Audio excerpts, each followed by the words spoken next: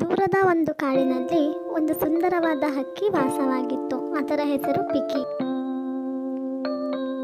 ಅದು ತನ್ನ ಸ್ನೇಹಿತರೊಂದಿಗೆ ದಿನ ಜೊತೆಗೂಡಿ ಆಟವಾಡುತ್ತಿದ್ದಳು ಹಾಗೂ ಅವಳಿಗೆ ಏನಾದರೂ ಒಂದು ಹೊಸದನ್ನು ಕಂಡುಹಿಡಿಯಬೇಕೆಂಬ ಕುತೂಹಲ.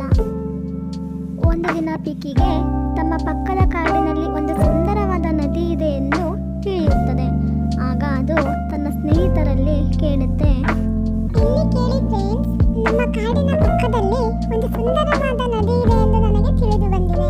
ನಾವೆಲ್ಲರೂ ಒಟ್ಟಾಗಿ ಅಲ್ಲಿ ಹೋಗಿ ಆ ನದಿಯಲ್ಲಿ ಚೆನ್ನಾಗಿ ಆಟ ಆಡಿಕೊಂಡು ಬರೋಣವೇ?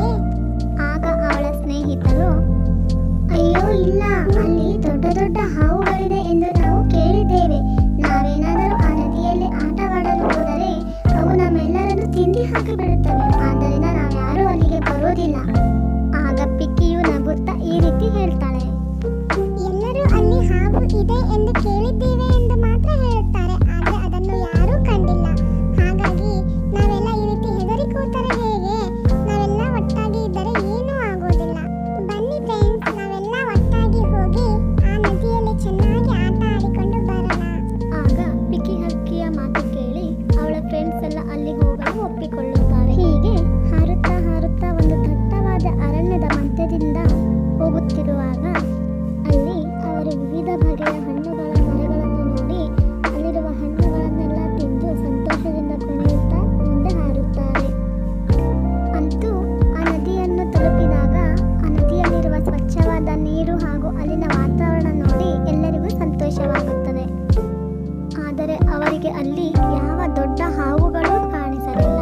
ಆದ್ದರಿಂದ ಅವರು ಆ ನದಿಗೆ ಇಳಿದು ಆಟವಾಡಲು ಮುಂದಾದರು.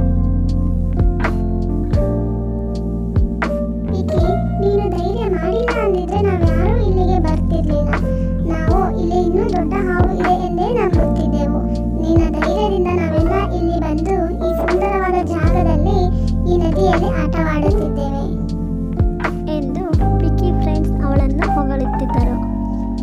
ನಂತರ ಪಿಕಿ ಹಾಗೂ ಅವಳ ಫ್ರೆಂಡ್ಸ್ ಎಲ್ಲ ನದಿಯಲ್ಲಿ ಚೆನ್ನಾಗಿ ಕುಣಿದು ಆಟವಾಡುತ್ತಾ ನಲಿಯುತ್ತಿರುವಾಗ ಅಲ್ಲಿಯೇ ಪಕ್ಕದಲ್ಲಿರುವ ಒಂದು ಹಣ್ಣಿನ ಮರದ ಮೇಲೆ ಅವರ ಕಣ್ಣು ಬೀಳುತ್ತೆ.